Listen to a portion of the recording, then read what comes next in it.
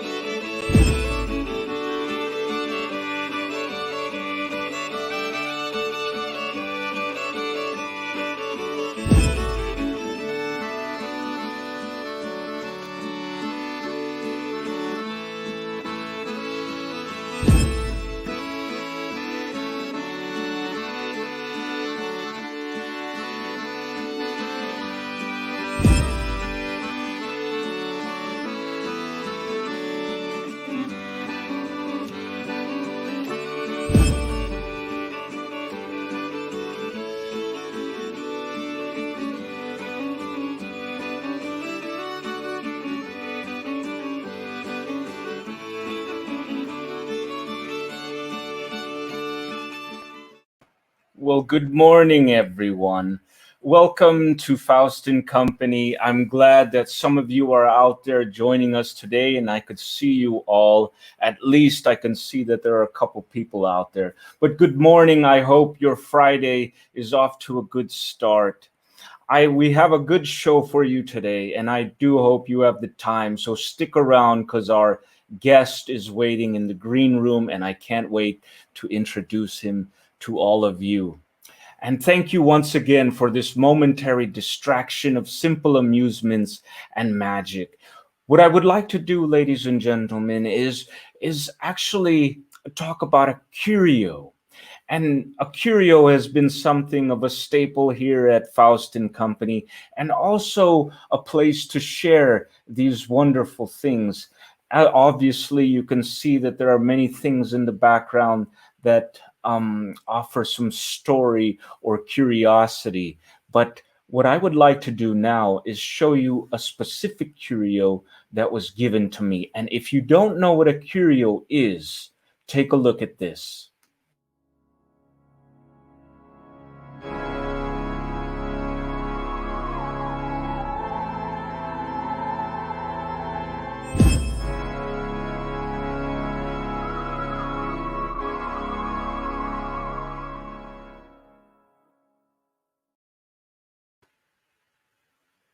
Well, ladies and gentlemen, the curio of the day is this mask.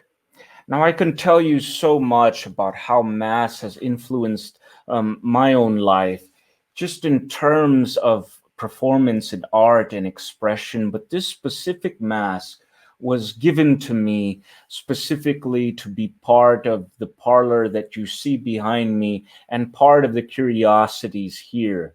I can tell you that this particular mask was formed by hand and is made out of leather, and it is from Italy, and it was manipulated and formed by a very old technique that I'm not too familiar with, but I can tell you that the influence of this mask has probably comes from Commedia dell'arte, which is a mask theater form.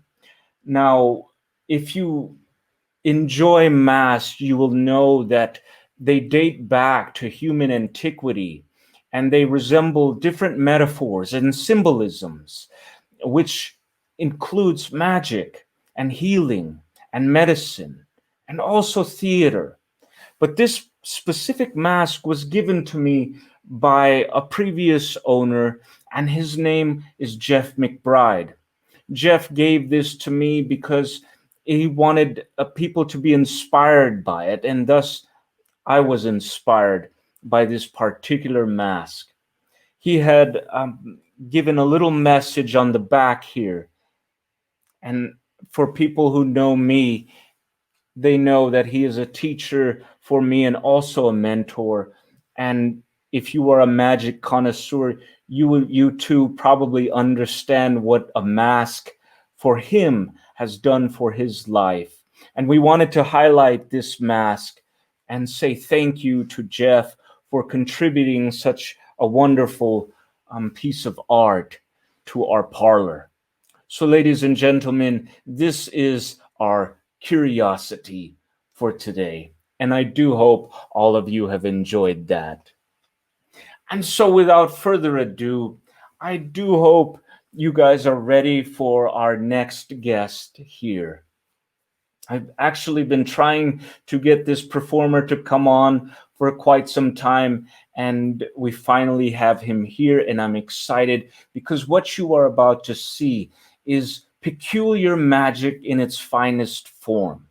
I had met him a couple years back, and I had seen him perform, and I was quite intrigued with the style that he had. More specifically, the storytelling that he does. This performer is a student of the Magic and Mystery School in Las Vegas. He is an author and a magician and also an occultist.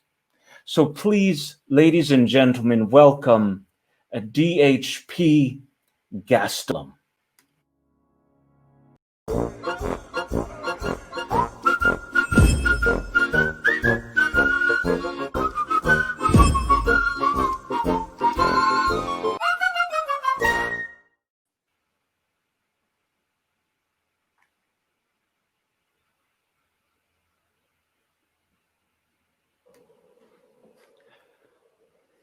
There once was a house on a hill.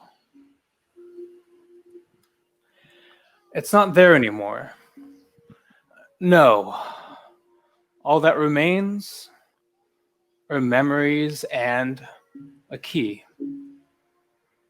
Now, there is a key to the front and a key to the back and keys to each and every door within. But this, well, my friends, this was the key. A key that could open every door inside and out, including the doors that must never be opened and the doors you never thought to look for. There was a fire, and there usually is in these types of stories. As everything and everyone inside burned to the ground, it became abundantly clear all that would remain are memories and a key. Do you believe in ghosts? You should. They believe in you. But a ghost is never a translucent Victorian or Patrick Swayze. A ghost is history. A ghost is a story. A ghost is a memory that refuses to die. Who is the ghost bound to this key?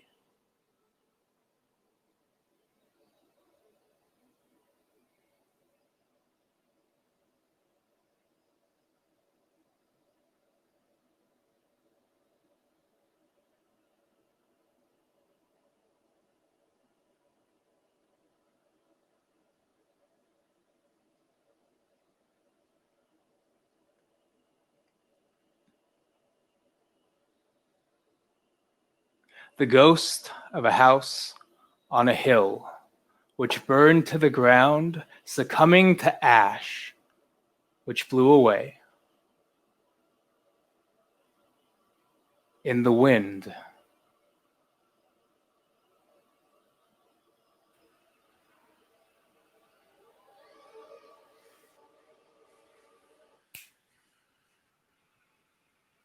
Good morning, everyone. My name is DHP Gastelum.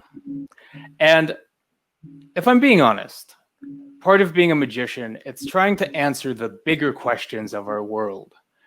And a question that has followed me is, what's it like to be a magician? And I've thought long and hard about it, but the best way I can describe it is actually with a little metaphor. You see, there's this indie movie called The Matrix. You've probably never heard of it. And it stars Keanu Reeves as Neo. He enters a warehouse full of 90s hackers, and he meets Lawrence Fishburne playing Morpheus. And together, an ultimatum is put front and center. Take the blue pill, and you will wake up safe at home in bed in a world you have always known. But if you take the red pill, hey, your friends and family, they're a little concerned about you. Consider therapy. I hope that joke doesn't get you in trouble, Chris, because if I'm being honest, I was never asked to be in the Matrix. But it's probably for the best, because if my past is any indication, if someone offers me a red pill and a blue pill, I just take both of them.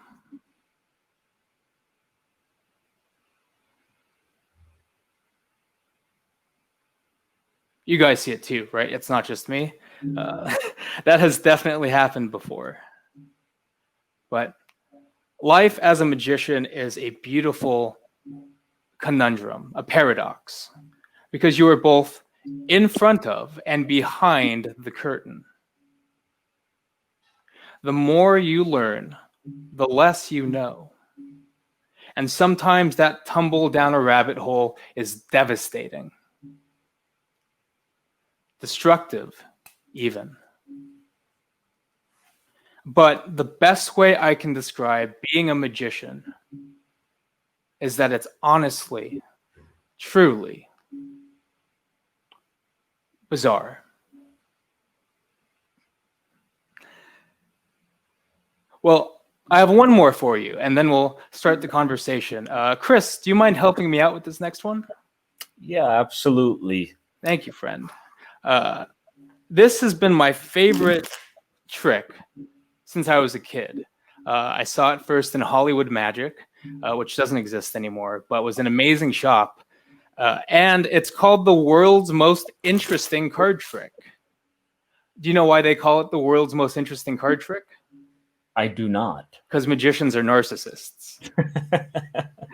But I've been studying this every day for 16 years. And usually for card tricks, the cards are spread and a card is selected, it's lost, and it's my job as a magician to find it and end the routine, probably with a pun. That's not that funny.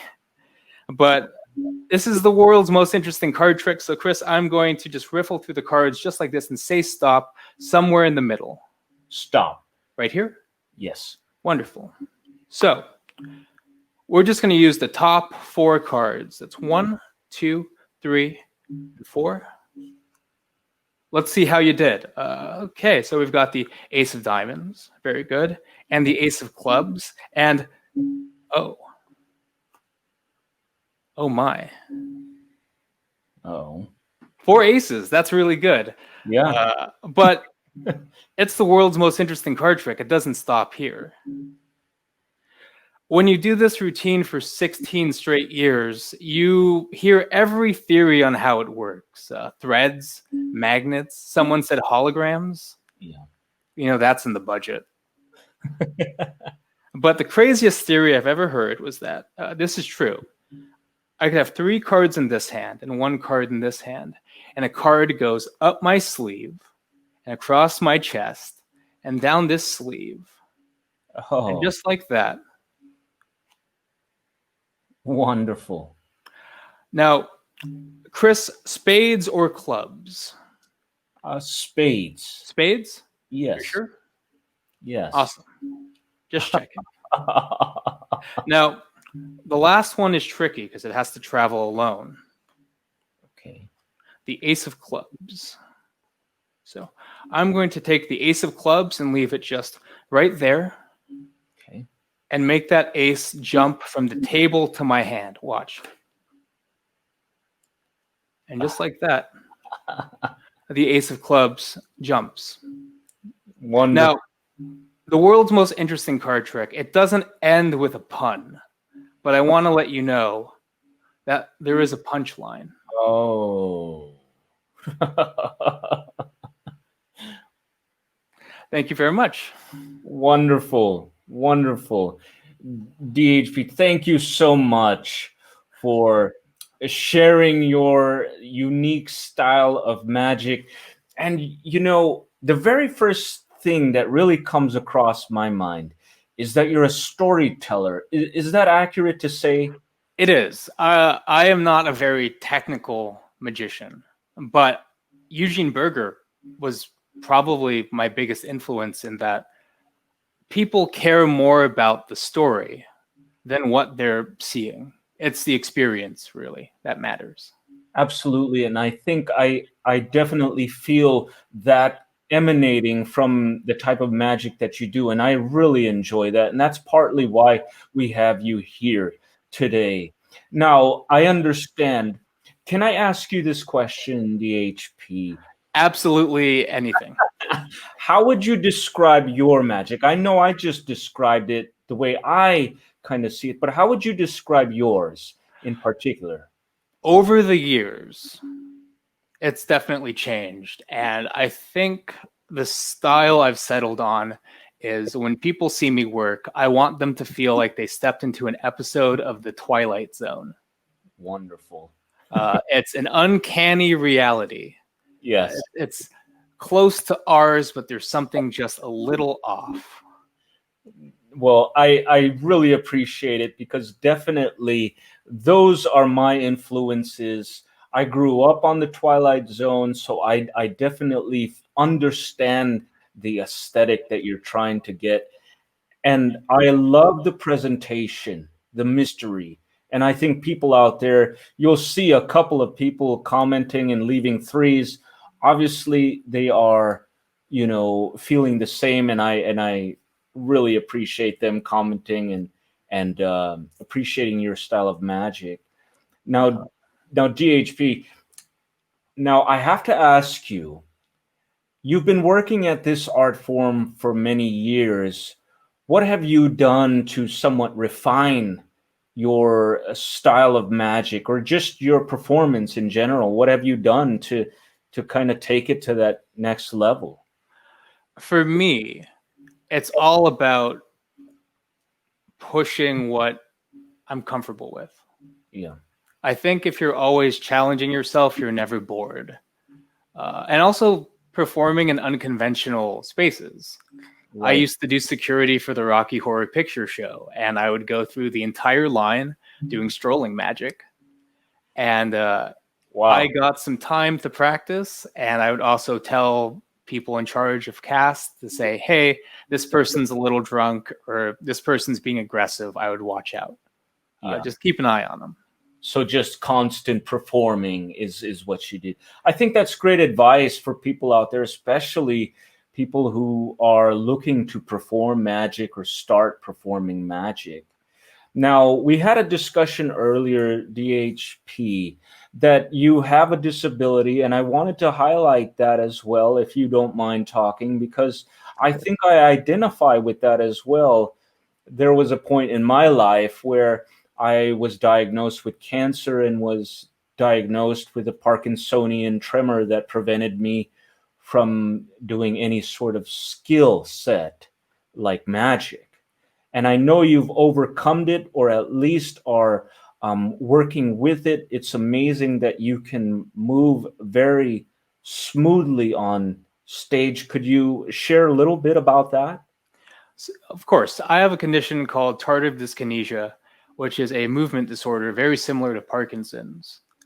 And it's mainly in my neck to where my head will tilt all the way back and I have to overcompensate and look like Uncle Fester a little bit. But I think innovation only comes through limitation. Right. And by finding material that worked for me, that still had all of my personality, it made me a better performer. And honestly, the support of all my friends and family, Yeah, it's definitely made me grateful and puts things in perspective. absolutely.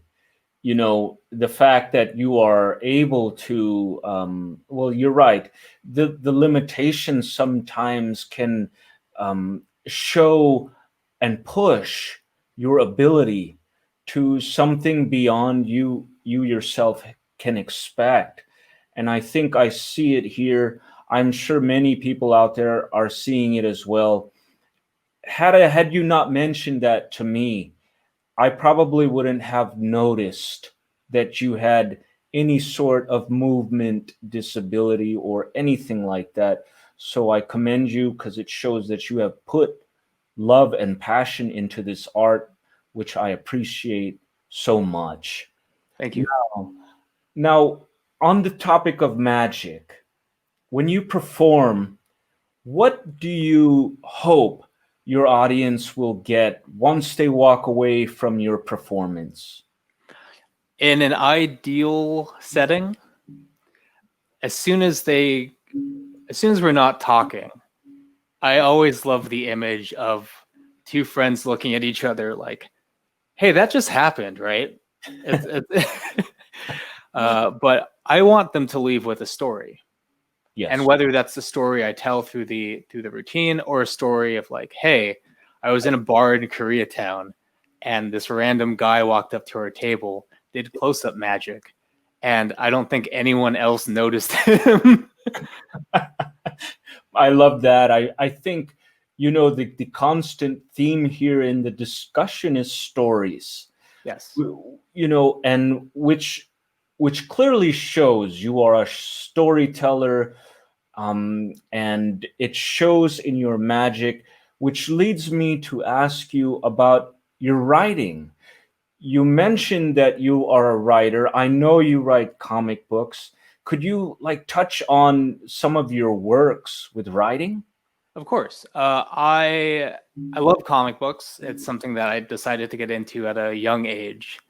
And I have done short stories that are standalone. I did a series called Aria, which is a cyberpunk detective story. And lately I've been talking with friends about the newest project I'm doing, Chaser. And it's about mental illness, addiction, and fighting giant monsters with guitars. A great combination. That's honestly a great stocking stuffer. Okay. But where can they find that, actually? Yeah. Oh, you can find it on dhpgastelum.com. Okay. And if you order today, you will also get it in time for Christmas. Wonderful. And I have the banner up so people can find your work. Can they find other pieces of work or written works on there as well? Yes. Okay, great. Now, you mentioned also that you have a YouTube, and you just finished a magic special or an episode. Could you? I did a 30-minute magic special at a show I did at the castle, where future me goes back in time and says, hey, this show causes the apocalypse and it ends really bad. So I'm just going to tell you exactly how to mess me up. That's pretty good. I mean, you definitely engage the audience with that sort of premise and whatnot. I'm going to put up your YouTube so people can find you, because you're fairly active on there. Am I correct as far as YouTube? Yeah, mostly. I'm trying to always put more stuff on there. Yeah. But you also have to manage things like time, and if you're disabled, effort. If you overwork yourself, you can't do what you need to do. Right. It can certainly affect the process, the creative process and whatnot, and you have to step back from it. I completely understand that. I think, another thing that I wanted to discuss with you is the term occultist. Could you touch on that? Because I'm sure, even myself, I'm not too familiar with that really means, but for the people out there watching, how would you describe that? For me, I have always been afraid of death, and I feel like that's pretty normal. But for me, it was a huge phobia where I just broke down at funerals. When David Bowie died, I was never the same. But really, I love the idea of ghosts. And the idea of, it's not just people that are ghosts, it's places, it's things. It's the idea of a memory fighting so hard to come back to the people who made it. Yeah. And that's such a human thing that it's in every single culture. Yeah. So I think it's the mystery aspect of not knowing everything about the world Yeah. and studying to try and make sense of it. Right. That's a good analogy and just a definition of occultist, understanding the uncertainty of the world and being open to explanations beyond our understanding. And I totally get that. And I certainly felt that with your opening act today, which I hope that if people out there missed it, they go back and review your performance on that key. And I can definitely see, and it's a great pleasure, DHP, that you have given us a couple stories to ponder on. And I appreciate that very much. Is there anything else, or how about this, DHP? Is there any advice that you would like to give to people starting off in magic? Because I know we have a lot of people who are beginning. So for beginners, the first thing I'm going to tell you is advice you've already heard. You need to read, watch, and study everything. But a Yeah. caveat I will give to that advice is that you can't just apply that to magic. You Yes. need to experience the world, study the art and music in it, and cultures especially. Yeah. And as soon as you do that, you will have a massive amount of empathy. Yeah. And when you have that empathy, your pieces are always going to be better. Yeah. Great advice. Absolutely. I think, that is that's the difficult part about starting with magic is simply finding your place and learning. And Right. so, you have to expose yourself to many references. What I would like to do now, DHP, is allow people to find you. I know you're on Facebook and I have the banner up. You're also on, it's DHP Gastelum. Yes. And then also on Instagram, you're DHP Gastelum there. So it's very easy to find. But I also know you have a pretty detailed website. So just as a reminder for people out there, if they want to find your works, they can go to your site, they can go to your Instagram and social media as well. Now, what I didn't mention before you were performing is that I put a virtual tip jar in for you in the comments. So if anyone out there appreciates and likes what Daniel does, all the proceeds go to our performers here at Faust Company, and I know he would appreciate it. So that would be for you, my friend. Thank you very much. And I really appreciate all the help. Absolutely. I think in this time especially, performers have definitely take a big hit. And, if we can all just kind of help each other out, I think that is just a great message.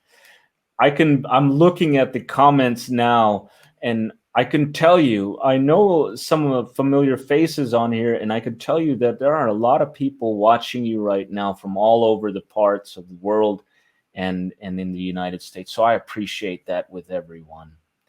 DHP, I have to ask you, Yes. we're going to close out the show.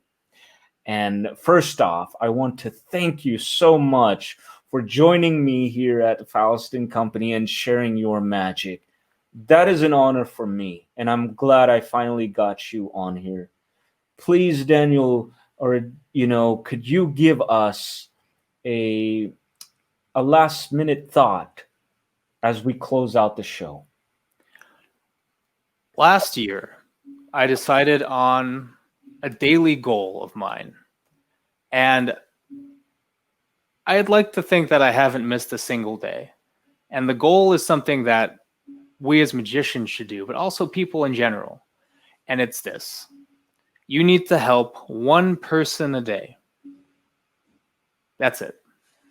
honestly, if you really help someone, and that's through listening or helping them emotionally or physically, if you help one person a day, you're doing fantastic. You know, even if that person is yourself, especially if that person is yourself. Yeah. And if you do that, even if you feel like a complete mess, I want to tell you that you're doing fantastic. Oh no. I think we're on cue though. So, ladies and gentlemen, this is DHP Gastelum. The wisdom I hope you take. And my name is Chris Herren. We thank you for coming here today and spending some time with us. And we look forward to seeing you guys again. Thank you, everyone. Thank you so much. DHP, thank you again for joining us this morning. Thanks for having me. And nice to meet all of you new friends.